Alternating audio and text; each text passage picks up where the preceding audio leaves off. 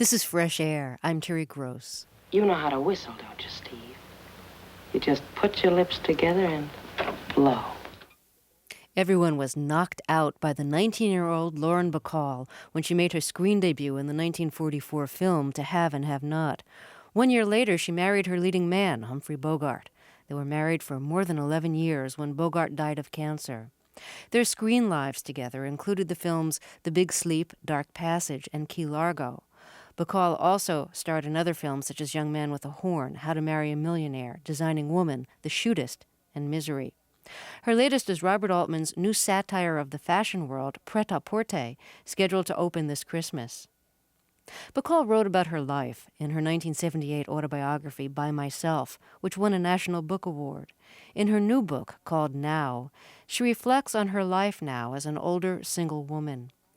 She told me that when Howard Hawks cast her into Have and Have Not, he wanted to make her into his version of the ideal woman.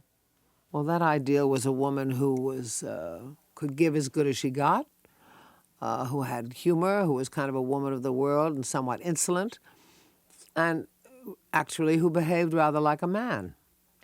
What did that mean, to behave rather like a man? Well, that you would look, if a man said something to you, you would look at him directly. And he didn't like shy wallflower types, and always with humor, though, and always somewhat suggestive that something was in the offing, something could happen. And you weren't quite sure what that something was, but you knew that it would be fun and fascinating, and probably different, unusual. I mean, he had this incredible thing going on in his brain, and it worked. Because I was insolent, and he wanted someone. He always said he wanted someone as insolent as Bogart. In your first autobiography, and By Myself, you wrote... In the only autobiography. Well, this is a memoir. Okay, yes. Well, anyways, in that book you write that growing up you thought of yourself as a, quote, nice Jewish girl. Mm-hmm. So was there any conflict going on when you got into movies between that, quote, nice Jewish girl that you felt you were brought up to be and this kind of insolent, assertive, sexual woman who you were playing on screen?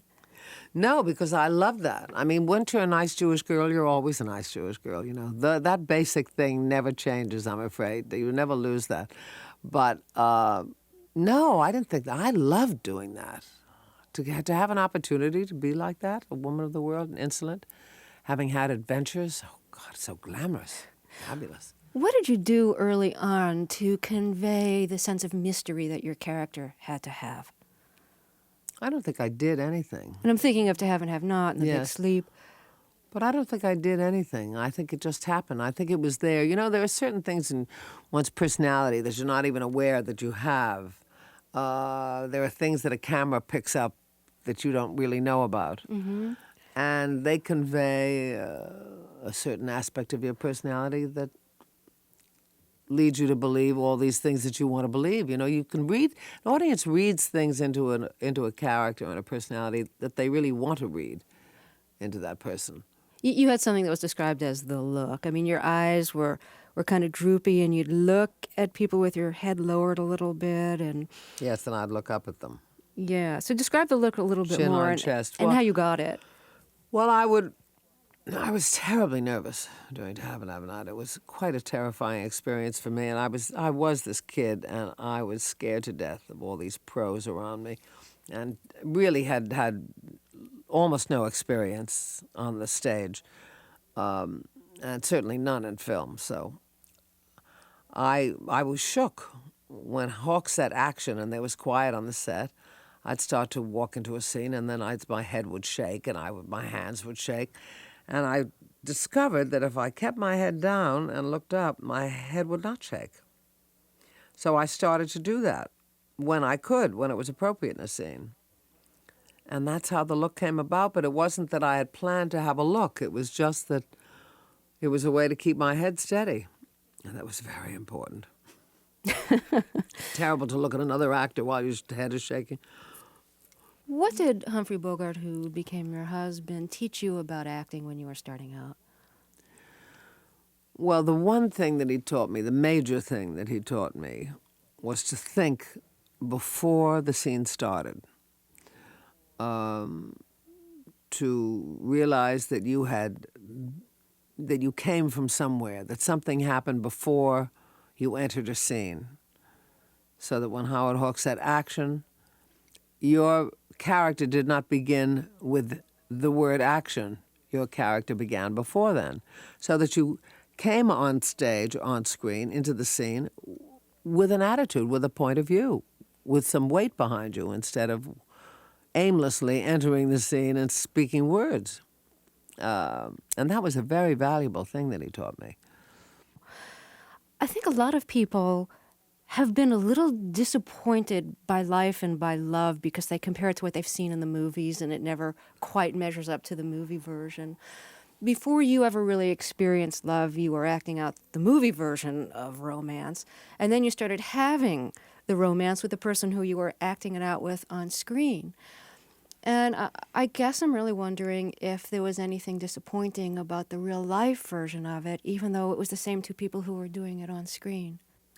The early romance was the most romantic experience I have ever had in my life, far surpassing anything that I might have dreamed of or imagined. It was quite amazing. I mean, when you are young and when it's your first love and you are just carried away by it, and when that's all you can think about, and you see, Bogey was the kind of man who believed in taking care of a marriage and taking care of a relationship.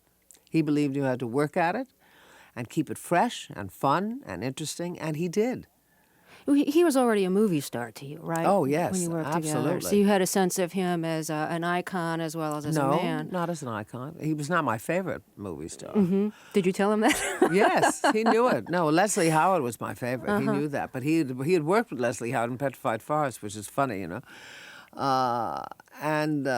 No, he wasn't an icon when I met him. I mean, because it was after Casablanca, and he was a big star, but certainly not what he is today, which is this legend, this incredible icon now. I mean, he is bigger than ever. I'm sure you've been asked this a zillion times, but do you think that what you and Bogart were feeling off screen, you can see on screen? I mean, that the real relationship registers in the movie? Well, I think sometimes it does. Certainly the chemistry registers. Whether it is a consummated relationship or not, I think if there is chemistry between two people, you feel it. I think that Bogey and myself in To Have and Have Not, I think having fallen in love with one another finally, I think, first of all, it was great for me because it gave him, he wanted me to be good in it, so he made it much easier for me to play the scenes. The feeling was so strong that, originally in To Have and Have Not, his character was supposed to have a little flirtation with the other woman. And once Hawks saw the rushes of the scenes that Bogey and I had played, Bogey said to him, nobody is ever going to accept or believe that he would go off with anybody else for a second. And it was true. Lauren Bacall is my guest, and she has a new memoir called Now. When you and Bogart decided to get married, you write that he said to you that he wanted to marry you, but only if you were willing to give up going on location for a film because he didn't want you both going off in different directions. Right. How do you feel about that in retrospect?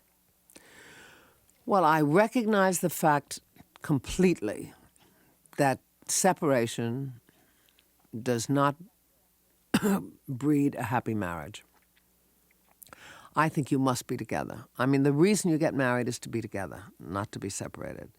And I think particularly in my profession, but in any profession, I think if you each go off in opposite directions, sooner or later, one of you is going to go off and not come back. And I think that's natural.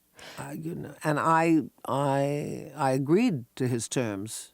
But you wanted so much to be an actress. Right. And this cut down on the roles that you could take. Yes, oh, absolutely. And I never even got the offers because I was thought of as Bogey's wife, and then I would just go with him on location, which I did.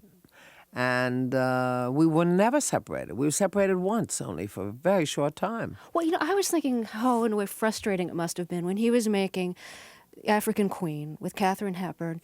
You were there.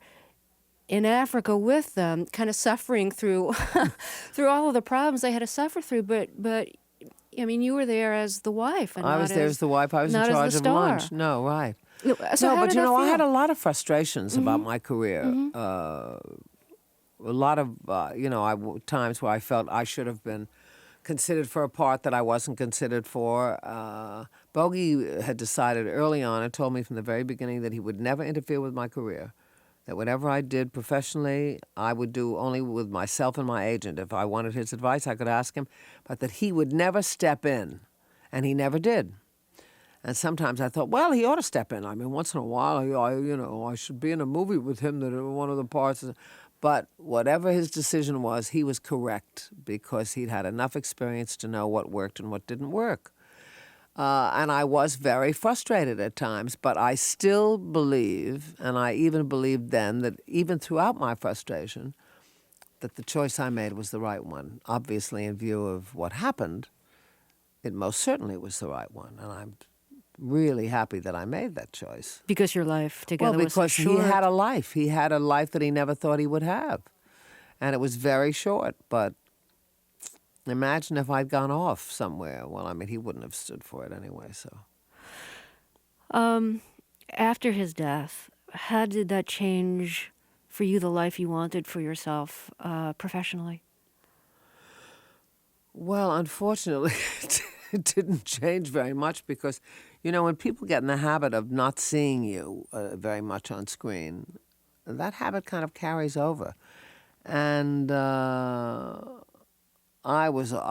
played in a movie that was very mediocre. Which movie? What was it called? I forgot, with Robert Stack, about the little girl with the horse and the Gift of Love. Wasn't very good. It was a remake, and it wasn't a good remake. And then I went to Europe to be in a movie in England and India, which of course I loved. And that movie was quite a good movie, but my career never. You see, then I had to leave California. There was no life for me there, and so my career then shifted to the stage. Then, of course, they don't think about you at all in movies. Right, because you're outside. Oh, no, of, she wants to be in the theater. Oh, who cares? We're on to the next. So what did you do to make it clear that you wanted back in? Well, I just think if you just hang in there, and just keep working in one medium or another, I have still not gotten my choice of the best roles in the world. There are still friends that don't think of me for parts because we're friends. Well, I mean, that's life. That's the biz. In your first film, smoking was such an important part of the role. Oh, I know, Right. it was so dramatic, too. Oh, yes. So effective Oh, absolutely. and romantic.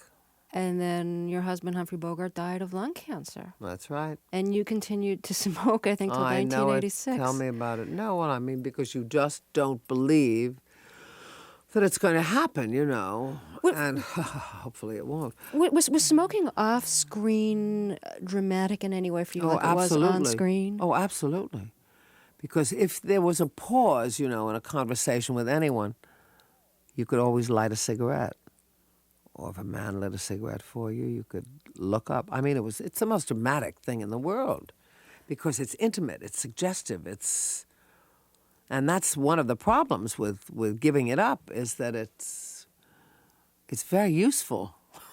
It's a useful tool. I consider stopping smoking one of the most difficult things I ever did, but I'm thinking, It well, is. gosh, it must have been even harder for you because you had it as a dramatic prop in a way that it never would have worked for me. No, but so you stopped, and you didn't. I finally stopped, and I gained 20 pounds, and I've been unable to lose them. Oh, I wouldn't have noticed. Yeah, well, because, your metabolism changes. Everything changes. So did you miss the drama of it when you stopped? Oh, yes. And then, I haven't had a cigarette in 8.5 years now, which is very good. And for 8 years before then, I was stopping and stopped intermittently about 8 times. But the fact is that when I was in Paris this year for Pret-a-Porter, Oh, you can't not smoke I was in sitting Paris. in the cafe. I tell you, how I resisted that, I will never know. Yeah. Because more than once I thought, boy, here I am sitting here with this cup of coffee and friends. Few people are lighting up. What if I just had one? And then I get the urge again. And the only thing I can say about it is that once you've broken your pattern, what saved me was that I just stopped thinking about it because I hadn't done it in so long. Lauren Bacall, her new book is called Now. This is Fresh Air. Fresh Air's senior producer is Danny Miller. Our engineers this week are Joyce Lieberman, Audrey Bentham, and Richard Parker. Dorothy Farabee is our administrative assistant. Roberta Shurrock directs the show. I'm Jerry Gross.